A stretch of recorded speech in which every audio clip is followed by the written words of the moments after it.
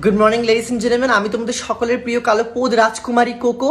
আর আমি সবাইকে জানাতে চাই লকডাউনের অসংখ্য অসংখ্য শুভেচ্ছা এবং ধন্যবাদ ঘরে বসে থাকার জন্য। আমি আজকে এই ভিডিওটা বানাচ্ছি শুধুমাত্র মোদিজির জন্য। আমি চাই মোদিজি যেন এই ভিডিওটা দেখুক। গাইজ, মোদিজি লকডাউনে রুল করার জন্য অসংখ্য ধন্যবাদ, জনতা কারফিউ করার জন্য ধন্যবাদ। আমি চাই এবার আপনি গোটা ভারতবর্ষের বাবাদের জন্য একটা রুল বার করুন। মানে অনেক হয়েছে, অনেক হয়েছে। আমাদের বাবারা আমাদের কথা শুনছে না। তারা যথারীতি সন্ধে 5টা 6টা বাজলেই তারা ড্যাং ড্যাঙিয়ে সুভাষ কাকুর চায়ের দোকানে চা খেতে চলে যাচ্ছে। তারা কারোর কথা শুনছে না, মানে তারা কিছু বিশ্বাসই করছে না।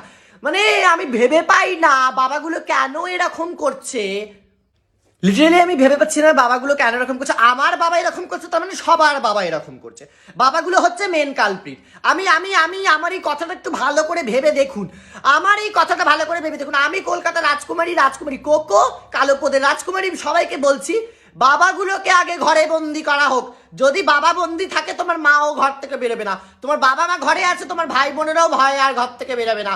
যদি দিদি বাড়িতে থাকে, দিদির বয়ফ্রেন্ডও বাড়িতে থাকবে। কতগুলো লোককে বাঁচানো যাচ্ছে শুধুমাত্র বাবার হাত ধরে, শুধুমাত্র বাবার হাত ধরে বাবাকে ঘরে ঢোকানো হোক। আর আমি একটা কথা ভেবে পাই না, সারা দিন সকাল থেকে বিকেল 4টে 5টা অবধি ঘরে রয়েছে, সারা দিন নিউজ চ্যানেল অন রয়েছে। ওই আর প্রত্যেকটা নিউজ চ্যানেলে একটাই জিনিস দেখাচ্ছে, সেটা হচ্ছে করোনা ভাইরাস। করোনা ভাইরাস থেকে কি হয়, করোনা ভাইরাসে কি হয়েছে, কত লোক মরেছে, সারা দিন সারা খবর জানার পরেও 6টা বাজলে পোদার ঘরে টেকে না বাবাগুলোর। পাই পাই পাই পাই পাই করে চা খেতে চলে গেল। আমি জিজ্ঞেস করি, 1 কিলোমিটার দূরে যায় চা খেতে, কেমন চা খেতে? ওই 1 প্যাকেট দুধে 2 লিটার তো জল মেশায় সুভাষের ওই দোকানে।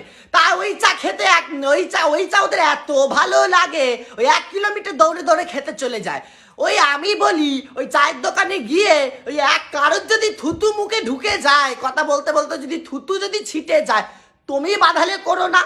ঘরে এলে বউকে বাঁধালে, বউ এসে ছেলেকে বাঁধালো, ওই মায়কে বাঁধালো, পুরো গোটা পাড়া হয়ে গেল করোনা। কোনো চিন্তা নেই না? হ্যাঁ, আমি বলি ওই 4-7টা দিন নয় বাড়ির চা খেলে তা কি এমন এসে যায়? আর চায়ের দোকানে গিয়ে করোটা কি তোমরা? ওই তো দাও হচ্ছে রাহুল গান্ধী আর মোদিজিকে গালি। ওই রাহুল গান্ধী আর মোদিজিকে সারাক্ষণ গালাগালি দেয় চায়ের দোকানে গিয়ে। ওই 5-6টা লোক জটলা মিলিয়ে বসে আর রাহুল গান্ধী আর মোদিজিকে গালাগালি দেয়। আরে তোমরা, আমি তো বাবা ভেবে পাই না, ওই যে গালাগালিগুলো যে দাও, ওরা কি আদৌ শুনতে পায়? ওরা কি আদৌ ঠোঁটে কামড় খায় গালাগালি খেয়ে? কিচ্ছু হয় না। 5-7টা দিন নয় লোককে গালাগালি নাই দিলে কি হয়েছে? ঘরে চুপচাপ বসেও, কোথাও বেরোনোর দরকার নেই। মোদিজি, আমার অসংখ্য নিবেদন, আপনি প্লিজ এই বাবাগুলোকে আগে মারধর করে ঘরে ঢোকান। এমন নিয়ম বার করুন, কালাতে কালাতে ঘরে ঢোকান। এই বাবাগুলো যদি ঘরে থাকে তাহলে পুরো গোটা দেশের লকডাউন সাকসেসফুল, আর করোনা ছড়াতে পারবে না।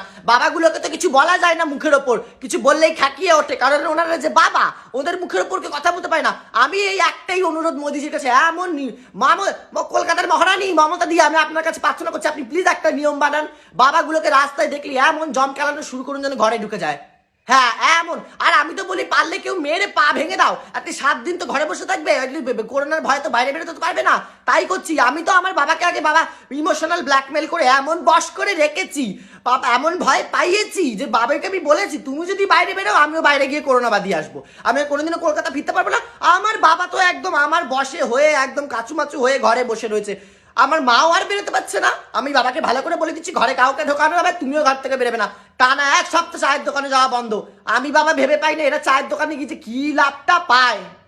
আর আমি ওই কিছু কিছু চায়ের দোকানে গিয়ে একটু ঢুকে দেখে, যে আমি কলকাতা আসলেই আমি কিছু চায়ের দোকানে আগে ভিজিট করব, আর ঢুকে দেখবো যে বাবা এমন মধু মিশানো তুমি চা খাওয়াও যে 7টার পরে লোক আর ঘরে বসতে পারে না, তোমার চায়ের দোকানে ড্যাং ডেঙিয়ে চলে আসে। আমি তো একদম ক্যামেরা নিয়ে ঢুকে পড়বো, আমি দেখবো দেখান আপনি কি এমন বিস্ময়কর চা আমার বাবাকে খাইয়েছেন যে এরকম এমন নেশাকর হয়েছে যে 7টা বাজলেই ডাং ডেঙিয়ে সব জানা সত্ত্বেও চা খেতে চলে এসছে। আর শুনুন, এই চায়ের দোকানগুলোও আগে বন্ধ করা হোক। সমস্ত বাবাদের ওই মোহময় জায়গা চায়ের দোকান, ওইগুলো বন্ধ করা হোক। চায়ের দোকান থাকা চলবে না ডিউরিং করোনা ভাইরাস সার্ভে, আমি বারবার বলছি। আর হ্যাঁ, একটা কথা বলতে ভুলে গেছি, আমি আমার পাশের বাড়ির কাকিমাকে বলতে চাই, কাকিমা আপনি আমার মায়ের থেকে দূরে থাকুন, 100 হাত দূরে থাকুন। আপনি আমার বাড়িতে ঢুকবেন না।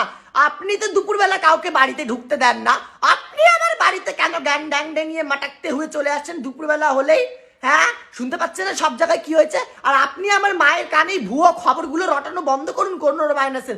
মানে আমি খালি একটা জানতে চাই, আপনারা কোন নিউজ পেপার চালান, আপনার কোন নিউজ চ্যানেল চালান আপনার বাড়িতে? মানে গোটা বিশ্ব ব্রহ্মাণ্ডের নিউজ আর একদিকে, আর আপনার বাড়ির নিউজ আর একদিকে, উল্টো পাল্টা খবর শুনিয়ে যান আমার মাকে। হ্যাঁ, লোককে বিভ্রান্ত করা বন্ধ করুন, আমার মায়ের থেকে দূরে থাকুন, একদম মিশবেন না আমার মায়ের সাথে।